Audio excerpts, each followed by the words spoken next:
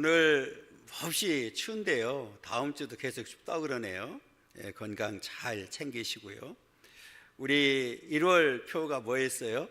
이게 꿈과 소망. 이제 소망 오늘 마지막 주제를 가지고 이제 함께 나누려고 하는데요. 오늘 제목 그대로가 5절에 나와 있어요. 5절에 보면 하나님에게 소망을 두는 자에게는 복이 있다, 이렇게 말씀을 하고 있습니다. 여러분, 복 받고 싶죠? 옛날 어른들이 그러더라고요.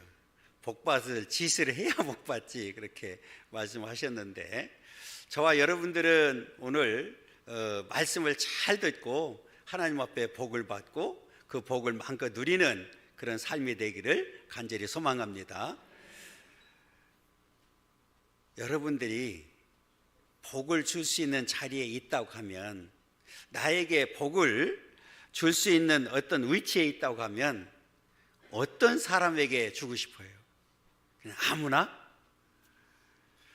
아마 나름대로 어떤 기준을 가지고 주겠죠. 하나님도 마찬가지입니다. 하나님은 성경을 보면 처음부터 끝까지 복 주시기를 원하시더라고요. 그런데 아무에게나 주는 게 아니고 정말 복을 받을 사람에게 복을 주는데 그 기준이 있어요. 그럼 어떤 기준일까? 어떻게 할 수 있을까? 답을 줬는데 우리 성경입니다. 이 성경의 기준에 맞춰서 복을 받기도 하고 복을 주기도 하고 징계를 내리기도 하시더라고요. 그래서 이제 오늘 저와 여러분들은 이 성경을 기준으로 해서 복을 받는 자들이 되어야 된다. 이 성경은 하나님께서 마음을 담아가지고 저와 여러분들에게 보낸 편지입니다. 그래서 하나님이 성경을 통해서 이런 걸 원하고 또 이런 것들을 요구하고 계시더라고요. 그래서 이 성경을 말할 때에 하나님이 이게 사람을 통해서 성령의 감동으로 쓰여진 말씀이라고 이렇게 이야기하잖아요. 그래서 이 성경 말씀은 하나님께서 우리에게 주신 말씀이기 때문에 우리 인간이 사사레이 풀 수도 없고 1.1이라도 빼거나 더할 수가 없는 말씀이에요. 왜냐하면 유일한 생명의 말씀이기 때문에 그렇습니다. 우리가 이 사람이 쓴 책은 얼마든지 바꿀 수 있잖아요. 예를 들면 제가 지금 원고를 5장 가지고 왔거든요. 가지고 왔는데 이거를 기록해 놓고 수정할까요, 안 할까요? 수없이 수정을 하고 만들어내거든요. 왜냐하면 우리에게는 완벽할 수가 없기 때문에 그래요. 그런데 우리 하나님의 말씀은 완벽하잖아요. 그렇기 때문에 기준이 되는 거예요. 그래서 이제는 이 기준에 맞춰서 저와 여러분들이 이제 복을 받아야 되는데 어떤 기준이냐? 자, 이제 하나하나 살펴보려고 합니다. 자, 첫 번째로는 읽습니다. 하나님만을 의지하며 소망하는 자가 복을 받는다. 하나님만을 그랬거든요. 그러니까 하나님만을 의지하고 하나님만을 소망하는 자가 복을 받는다. 자, 이제 말씀을 읽어보면 더 구체적으로 말씀하고 있거든요. 5절입니다. 자, 5절 있습니다. 야곱의 하나님을 자기의 도움으로 삼으며 여호와 자기 하나님에게 자기의 소망을 두는 자는 복이 있도다. 자, 여기에다가 자기라고 하는 단어에 자기 이름을 넣어야 되죠. 자, 그래서 3번 나오잖아요. 자기가 읽습니다. 누구의 이름을 넣어서? 각자의 이름을 넣어서 제일 크게 하는 사람 상 줄 거예요. 자, 읽습니다.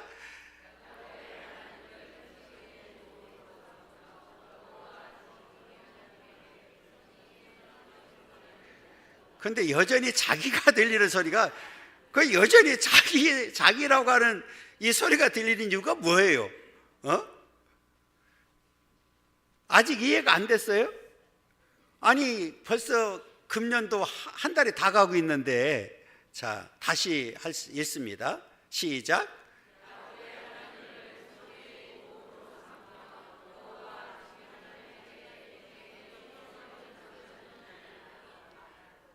그런데 이름이 한 사람도 안 들려. 놀라운 사실은 그냥 웅성거려. 아무튼 자, 이 시인이 자기라고 하는 단어는 뭐예요? 스스로에게 말하는 거예요. 스스로에게. 그러면서 하나님만을 자기의 도움으로 삼고 여호와 자기 하나님에게 자기의 소망을 두는 자는 복이 있다. 이 말을 가만히 생각해 보면 이 시인이 왜 그렇게 고백했을까요? 세상 많은 사람들은 어디에 기준이 있어요? 하나님이 기준이 아니라 세상이 기준이잖아요. 그러니까 눈에 보이는 것이 기준이 되는 거예요. 그것을 도움을 삼고 그게 소망을 두는 거예요. 우리가 세상에 보이는 게 뭐예요? 돈일 수도 있고 명예일 수도 있고 권력일 수도 있고, 그러니까 보이는 것에 소망을 두고 보이는 것에 도움을 받고 사는데, 우리들은 이제 믿음의 사람들은 오직 하나님만을 자기의 도움으로 삼고 하나님에게만 소망을 두어야 복을 받는다. 이거 아예 선을 그었어요. 자, 그러면 지금 이 시인이 말하고 싶은 게 있어요. 그게 바로 6절과 이 3절과 4절입니다. 3절과 4절 읽습니다. 기인들을 의지하지 말며 도울 힘이 없는 인생도 의지하지 말지니 그의 호흡이 끊어지면 흙으로 돌아가서 그날의 그의 생각이 소멸하리로다. 자, 앞에 제가 말씀드린 대로 지금 세상 많은 사람들은 눈에 보이는 것을 전부라고 생각하는 거예요. 그래서 이 기인들을 의지하고 도울 힘이 없는 인생을 의지하고, 그런데 결국은 한계가 있다. 그리고 유한하다. 그래서 그 뒤에 보면, 자, 앞에 밑에 줄 보면 그의 호흡이 끊어지면 사람은 태어나면 반드시 뭐예요? 죽는 거. 한 번 정한 것이니까 흙으로 돌아가서 그날의 그의 생각이 다 소멸된다. 그러니까 계획하고 모든 꿈꿨던 의지했던 모든 것들이 다 사라진다는 거예요. 여러분, 우리가 왜 이 세상을 의지하면 안 되는지를 보여주고 있습니다. 시편, 이사야서 60편, 시편이죠. 시편 60편 11절입니다. 읽습니다. 우리를 도와 대적을 치게 하소서. 사람의 구원은 헛됨이다. 사람은 우리를 구원할 수 있어요, 없어요? 없어. 아무것도 아니라는 거죠. 그래서 앞에 우리가 읽었던 대로 호흡이 끊어지면 끝나는 거예요. 그래서 유한한 존재라는 사실을 말하고 있습니다. 그 유명한 나폴레옹이 나의 사전에는 불가능이 없다 그랬잖아요. 그런데 죽으면서 한마디 남긴 게 있어요. 자, 제가 그대로 읽어드릴게요. 나는 유럽 땅을 다 차지하고 싶었지만 지금은 한 치의 땅도 얻지 못하고 죽어간다. 이것이 인간이라는 거예요. 아무것도 아니라는 거죠. 그러니까 왜 우리가 하나님께만 최후까지 도움을 그리고 소망을 삼아야 되는지를, 의지해야 되는지를 보여주고 있습니다. 우리 하나님께서 주시는 복은 영원하기 때문에 그렇습니다. 그러니까 세상에서 주는 모든 것들은 잠시 있다가 사라지는 거지만 하나님께서 주시는 것은 우리에게 영원한 거잖아요. 특별히 우리에게 영원한 생명을 주셨어요. 예수님을 통해서 우리에게 영원한 생명을 주셔서 그 생명을 가지고 살도록 만들어 주셨습니다. 그러면 이제 이 저와 여러분들은 오늘 이 시인과 같이 결단하고, 그리고 이제 소망을 삼고 하나님을 의지하면서 복을 받고 그 복을 누리는 삶을 살아야 되는데, 특별히 어떤 사람에게, 어떤 자에게 복을 주느냐. 물론 앞에 여호와만을 의지하고 여호와만을 소망 삼는 자에게 주신다고 그랬어요. 그러면서 더 구체적으로 성경에 가르쳐 주는 게 있어요. 자, 첫째는 뭐가 없는 사람? 마음에 간사가 없는 자가 복을 받는다. 우리가 가끔 그러잖아요. 아유, 저 사람 뭘 저렇게 간사하냐. 그냥 흔들리는 거예요. 마음이 이랬다 저랬다. 제일 안 좋은 사람들, 전형적인. 우리 시편 32편 2절 보겠습니다. 읽습니다. 마음에 간사함이 없고 여호와께 정죄를 당하지 아니한 자는 복이 있도다. 누가 복이 있다고요? 마음에 간사함이 없는 사람. 여러분, 이제는 이런 거잖아요. 내가 하나님 앞에 선택을 받아서, 믿음을 선물로 받아서 이제 하나님의 자녀가 되었으니까 우리도 그 마음이 오직 누구에게만 향해야 돼요? 하나님을 향해야 되잖아요. 흔들리면 안 되는 거죠. 여러분, 이런 믿음이, 이 간사함이 없는 그런 믿음이 저와 여러분들 가운데 있기를 간절히 소망합니다. 그래서 특별히 성경에 보면 다윗을 우리가 들 수 있는데, 하나님께, 다윗은 우리가 어렸을 때 양치기에 불과하잖아요. 그런데 왜 하나님께서는 그를 선택했을까? 왜 그를 선택해서 왕을 삼았을까? 성경에 답을 주잖아요. 자, 사도행전 13장 22절입니다. 읽습니다. 폐하시고 다윗을 왕으로 세우시고 증언하여 이르시되, 내가 이새의 아들 다윗을 만나니 내 마음에 맞는 사람이다. 이 얘기는 뭐예요? 다윗은 간사함이 없는 사람이었어요. 그러니까 다윗이 물론 범죄도 했지만 뒤에 보면 내 뜻을 다 이루리라 하시더니, 여러분, 간사함이 있는 사람이 어떻게 처음부터 끝까지 믿음을 지키고 하나님의 뜻을 이룰 수가 있겠어요? 하나님의 뜻을 이루기 위해서 내 마음에 맞는 자, 간사함이 없는 자였기 때문에 다윗은 하나님 앞에 복을 받는 자였습니다. 여러분, 이제 저와 여러분들도 하나님 앞에 간사함이 없는, 그래서 하나님 앞에 복을 받는 그런 삶이 되기를 간절히 소망합니다. 그래서 이 성경에 보면 지킬 만한 것 중에 더욱 내 마음을 지키라고 말씀하시죠. 자, 우리 잠언서 4장 23절입니다. 읽습니다. 모든 지킬 만한 것 중에 더욱 내 마음을 지키라. 생명의 근원이 이에서 납니다. 더욱 내 마음을 지키는 거예요. 여러분, 우리의 마음이 참 중요하잖아요. 간사하면 안 되는. 이래는 우리는 이제 마음이 심지가 굳어서 오직 하나님을 향한, 그래서 처음부터 끝까지 하나님을 믿고 의지하고 도움을 구하게 되면 하나님께서 우리의 형편을 아시기 때문에 다 도와주신다는 사실을 우리에게 가르쳐주고 있습니다. 여러분, 다윗이 그 간사한 마음을 제거하기 위해서 항상 뭐 했을까요? 기도했잖아요. 우리 시편 51편 10절 보겠습니다. 하나님이여, 내 속에 정한 마음을 창조하시고 내 안에 정직한 영을 새롭게 하소서. 내 속에 정한 마음을 창조하시고 간사함을 얻게 만들어 달라는 거죠. 정직한 영을 새롭게 해주셔서 처음부터 끝까지 하나님만을 의지하고 사랑하게 만들어 달라고. 그래서 이 베드로 같은 경우도 늘 근신하여 깨어있어 기도하라고 말씀했죠.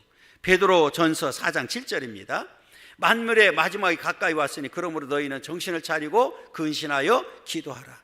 내가 마음을 지키기 위해서, 간사함을 없애기 위해서 하나님과의 그 관계가 얼마나 중요한지를 보여주고 있습니다. 이렇게 마음에 간사함이 없는 자가 복을 받는다고 말씀하고 있습니다. 그 다음에 이제 둘째는 성경에서 말하는 거예요. 자, 여호와의 도를 따라 행하는 자가 복을 받는다. 앞에서는 믿음과 마음이에요. 그러니까 내적 변화를 말하고 있는데, 이렇게 변화된 마음을 가지고 우리는 적극적으로 실천하는 행동으로 옮겨야 된다는 거죠. 내가 아무리 많은 것을 가지고 있어도 나눌 수 없으면, 내가 아무리 많은 지식을 가지고 있어도 행동으로 옮기지 않으면 아무 의미가 없는 거죠. 시편 128편 1절입니다. 여호와를 경외하며 그의 길을 걷는 자마다 복이 있도다. 그의 길이 뭡니까? 말씀을 따라서 적극적으로 간사함이 없이 행동으로 옮기는 것을 말하고 있습니다. 여러분, 오늘 우리는 끝까지 주님이 가신 길, 그 길을 말씀을 따라 가는 자가 복 있는 자인 줄 믿습니다. 그래서 적극적인 행동으로 옮겨져야 된다고 이렇게 말하고 있는데, 그래서 예수님께서도 이렇게 말씀하셨어요. 누가복음 11장 28절입니다. 하나님의 말씀을 듣고 지키는 자가 복이 있다. 지키는 게 뭐예요? 행동으로 옮기는 거잖아요. 그러니까 말씀을 듣는 것도 중요하지만 이 들은 말씀을 마음밭에 새기고 적극적으로 행동으로 옮기는 자가 복이 있다는 거예요. 여러분, 오늘 이제 하나님 말씀을 잘 듣고 지킴으로 인해서 복받는 삶이 되기를 간절히 소망합니다.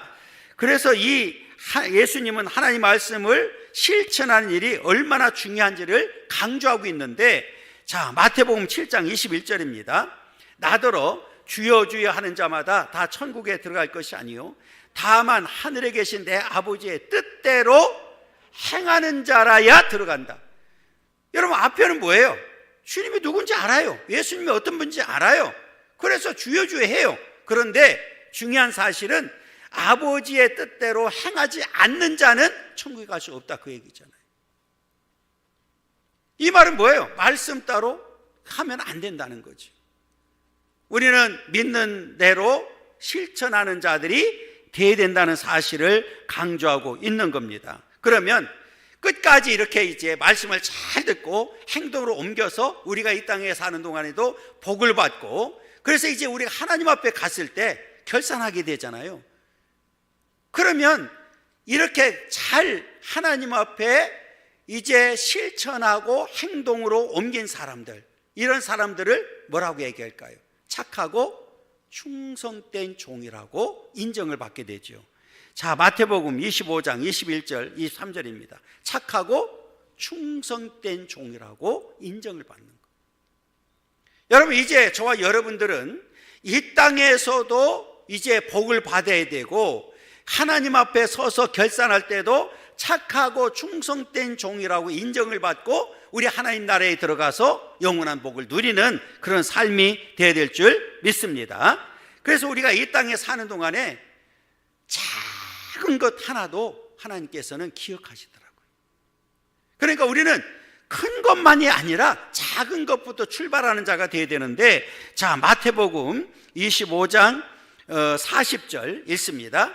임금이 대답하여 이르시되 내가 진실로 너희에게 이르노니 너희가 여기 내 형제 중에 지극히 작은 자 하나에게 한 것이 곧 내게 한 것이니라 하시고, 내 형제 중에 지극히 작은 자에게 한 것, 냉수 한 그릇 대접한 것까지도 하나님은 기억하시고 우리에게 착하고 충성된 종이라고 인정해 준다고 하는 사실을 우리에게 가르쳐 주고 있습니다.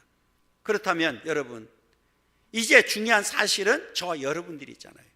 우리가 얼마만큼 말씀을 잘 듣고 그 말씀을 새기고 얼마만큼 실천하면서 살고 있는지, 행동으로 옮기고 있는지가 중요합니다. 오늘 말씀을 들으면서 이제는 저와 여러분들이 하나님 앞에 복받을 짓을 할 수 있기를 간절히 소망합니다. 왜냐하면 야고보는 아주 무서운 말을 했잖아요. 야고보서 2장 17절 읽겠습니다. 행함이 없는 믿음은 그 자체가 죽은 것이다. 행동이 없는, 행함이 없는 믿음은 죽은 거예요. 아무 쓸데가 없다는 사실을 우리에게 보여주고 있습니다. 그렇기 때문에 오늘 저와 여러분들은 이제 이 하나님만을 의지하고 하나님만을 소망하면서 살되, 이제는 우리 마음에 간사함이 없고 적극적으로 들은 말씀을 행동으로 옮김으로 인해서 이 땅에서도 하나님 앞에 인정을 받고 많은 사람들도 인정받고 복된 삶을 살아가기를 간절히 소망합니다. 그 다음에 그 두 번째는 누가 복을 받느냐. 자, 큰 두 번 읽습니다. 하나님은 천지를 창조하신 분이시며 영원히 진실함을 지키시는 분이심을 믿는 자가 복을 받는다. 자, 제가 늘 강조하죠. 믿음의 출발은 어디라고 그랬어요? 창세기 1장 1절. 태초에 하나님이 천지를 창조했다. 여러분, 이 믿음은, 믿음의 출발은 창세기 1장 1절입니다. 창세기 1장 1절이 믿어지면 나머지는 다 믿어지는 거예요. 여러분, 정말 하나님은 천지를 창조하시는 분을 믿습니까? 그 다음에 그 다음에 얘기는 뭐냐면 영원히 진실하신 분이다. 이 말은 뭐예요? 약속을 지키시는 분이라는 거예요. 여러분, 우리가 하나님은 천지를 창조하셨는데 하나님이 약속을 안 지키고 이랬다 저랬다고 하면 우리가 믿을 수 있을까요? 없을까요? 못 믿죠. 하나님은 천지를 창조하신 것뿐만 아니라 지금도 질서 가운데 운행하시고 섭리하시고 역사하시고 한 번 약속한 것은 반드시 지키시고 이루시는 분이 우리 하나님인 줄 믿습니다. 그 사실을 믿는 자가 복을 받는다는 거예요. 자, 우리 6절 읽겠습니다. 여호와는 천지와 바다와 그 중에 만물을 지으시며 영원히 진실함을 지키시는 분이시다. 여러분, 오늘 하나님은 천지를 창조하신 것뿐만 아니라 전능하신 분이기 때문에, 그리고 약속을 반드시 지키시는 분이십니다. 그래서 우리가 오늘 이 시간에도 와서 그 진실을 지키시는 창조주 하나님 앞에 우리는 하나님 앞에 예배드리고, 또 우리가 기도해야 되는 이유도 하나님은 언제든지 들으시고 응답하시는 분이시기 때문에 그렇습니다. 그래서 우리가 이 땅에 사는 동안에 우리가 이렇게 하나님과의 관계 속에서 믿음을 가지고 나아가는 삶이 얼마나 중요한지를 우리에게 가르쳐주고 있는 겁니다. 여러분, 하나님은 정말 천지를 창조하신 분이시고 모든 약속을 신실하게 지키시는 분인 줄 믿습니다. 그러니까 우리가 그 하나님을 믿고 의지할 수 있는 거지, 하나님의 변덕을 떤다고 그러면 우리가 어떻게 믿겠어요? 앞에 그랬잖아요. 사람도 기인도 의지하면 안 된다. 왜? 사람은 약속해놓고도 어떻게 해요? 변하잖아요. 지키지 못하잖아요.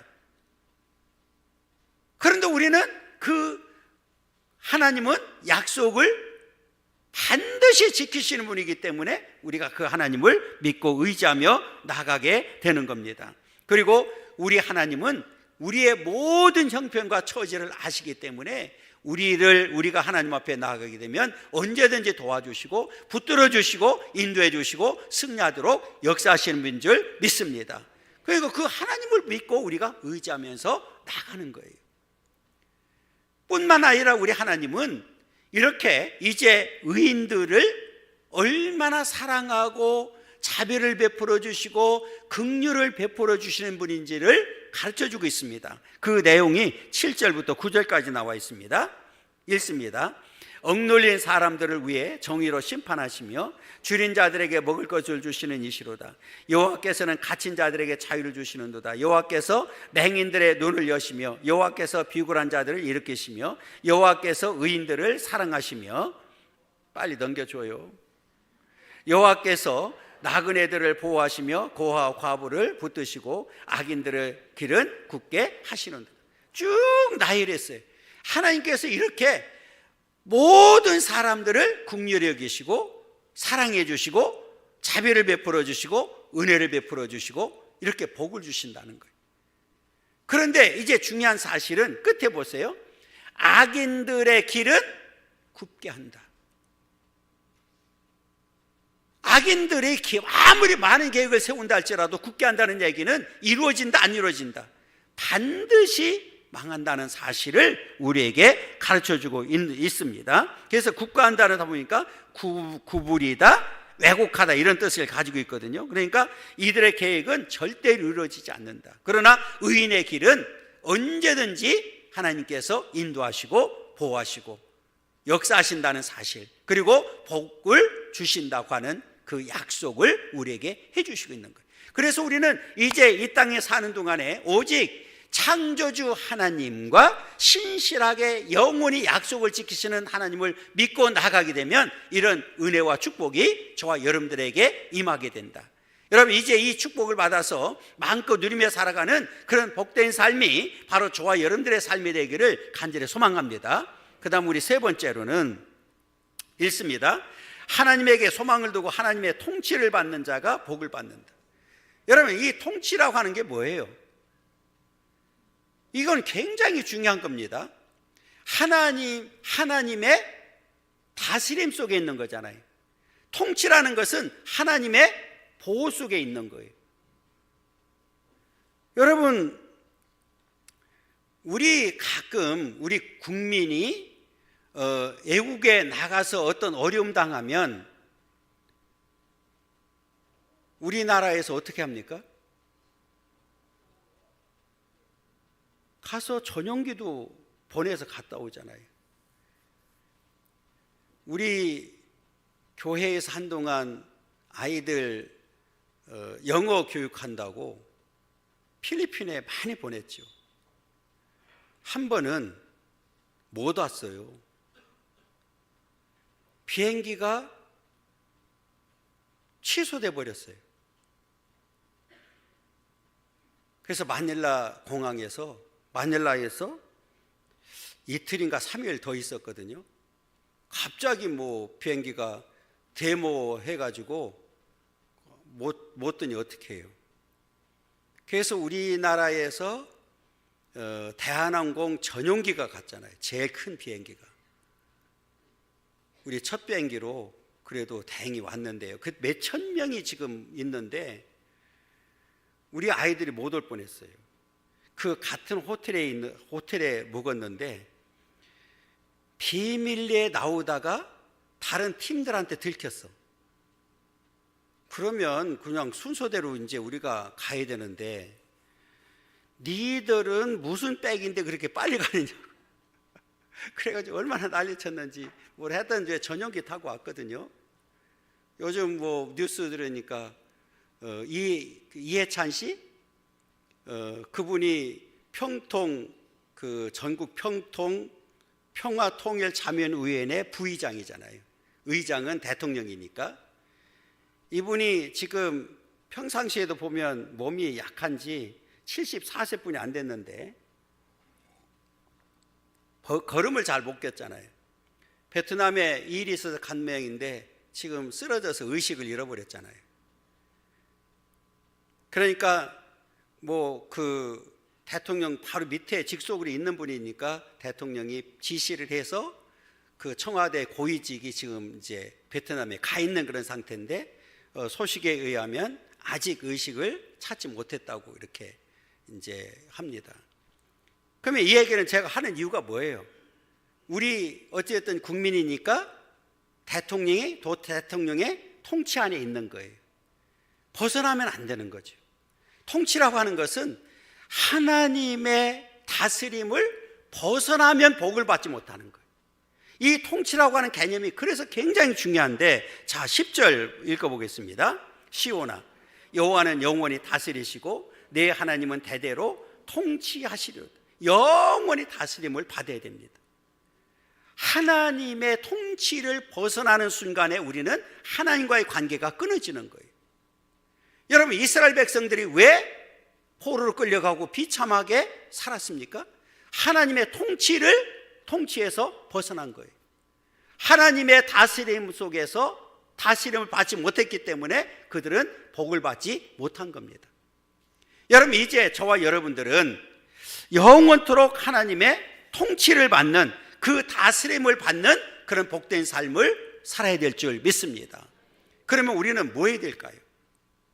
이렇게 통치를 받는 저와 여러분들은, 하나님의 이 복을 받아 누리고 있는 저와 여러분들은 뭐 해야 될까요? 오늘 답을 줬어요. 끝에 뭐라고 그랬습니까? 할렐루야 그랬잖아요. 너희는 여호와를 찬양하라, 송축하라고 말씀한 거예요. 그러니까 오늘 저와 여러분들이 이 땅에 사는 동안에 어떤 경우라도 하나님의 통치에서 벗어나지 아니하고 영원토록 그분의 다스림을 받으면서 우리는 찬양으로 영광을 돌리는 삶을 살아야 됩니다. 이 찬양은 우리가 단순히 그냥 지금 찬양이 아니죠. 이 찬양이라고 하는 것은 예배, 기도, 모든 것이 다 들어있는 거예요. 하나님과의 관계가 끊어지면 안 된다는 거죠. 그래서 이 저자가 결론적으로 뭐라고 얘기하느냐? 결단합니다. 그리고 고백합니다. 오늘 이 시인의 결단과 고백이 바로 저와 여러분들의 결단과 고백되기를 간절히 소망합니다. 그게 어떤 결단과 고백이냐? 자, 마지막 네 번째입니다. 자, 읽습니다. 시인은 평생 어떻게 살겠다고 고백했느냐? 결단하고 고백했느냐? 자, 1절과 2절에서 가르쳐줘요. 1절과 2절. 박자가 자, 있습니다. 할렐루야. 내 영혼아 여호와를 찬양하라. 나의 생전에 여호와를 찬양하며 나의 평생에 내 하나님을 찬송하리로다. 자, 앞에 자기 하나님, 자기 여호와 이렇게 얘기했잖아요. 그죠? 자기라고 하는 단어 3번 썼잖아요. 자신에게 먼저 이야기하는 거예요. 그러면서 내 영혼아 여호와를 찬양하라. 그래서 이 찬양하라 찬양하라 2번 나오잖아요. 이 찬양은 뭐냐면 우리의 그냥 목소리로 하나님 앞에 찬양하는 것을 지금 말하고 있고, 그 다음에 끝에 찬송하리로다 요 단어는 원어를 보면 악기를 동원해서, 수금과 같은 악기를 동원해서 내가 여호와를 찬양하겠다. 그러니까 이게 뭐예요? 이 말은 내가 내 목소리와 내가 가지고 있는 모든 도구를 다 동원해서 여호와를 찬양하겠다. 그리고 두 단어가 굉장히 중요하죠. 하나는 생전에, 나의 평생에 그랬어요. 그래서 이 원어를 보면 생전에 이렇게 돼. 계속, 지속. 그러니까 내가 살아있는 동안에, 내가 호흡이 있는 동안에 여호와를 찬양하겠다. 그리고 평생은 이렇게 돼 있어요. 거듭이라고 하는 의미를 가지고 있습니다. 그러니까 다시 반복이거든요. 그러니까 이 단어를 다 하면 이런 거예요. 나는, 내 영혼은 내 목소리와 모든 악기를 동원해서 내가 호흡이 있는 동안에 계속해서 반복해서 여호와를 찬양하겠다. 이런 결단과 고백을 지금 하고 있는 겁니다. 여러분, 오늘 이 시인의 결단과 고백이 중요하죠. 더 중요한 사실은 이제 이 말씀을 듣는 저와 여러분들의 결단과 고백이 있어야 됩니다. 하나님, 내가 이제 하나님의 자녀로 부름을 받아서 이제 천국 백성이 되었는데 내 영혼이, 내 목소리와 내가 가지고 있는 모든 악기를 동원해서 내가 살아 숨쉬는 동안에 호흡이 끊기는 그 순간까지 거듭해서 반복해서 영원히 여호와를 찬송하고 송축하기를 원합니다. 하나님, 그렇게 하겠습니다. 그리고 결단하고 있는 거예요. 여러분, 오늘 이 결단과 고백이 바로 저와 여러분들의 결단과 고백되기를 원하고, 오늘 이 시인과 같이 우리의 목소리와 모든 악기를 동원해서 내가 호흡이 있는 동안에 계속해서 반복해서 여호와를 송축하고 찬양하는 그런 삶을 살기를 원합니다. 그러면 하나님께서 오늘 약속대로 복을 주시겠다고 분명하게 약속을 했습니다. 이 복을 받아서 마음껏 누리고 이 땅에 사는 동안에 하나님께서 주시는 은혜와 축복 속에서 복된 삶을 살아가기를 간절히 소망합니다.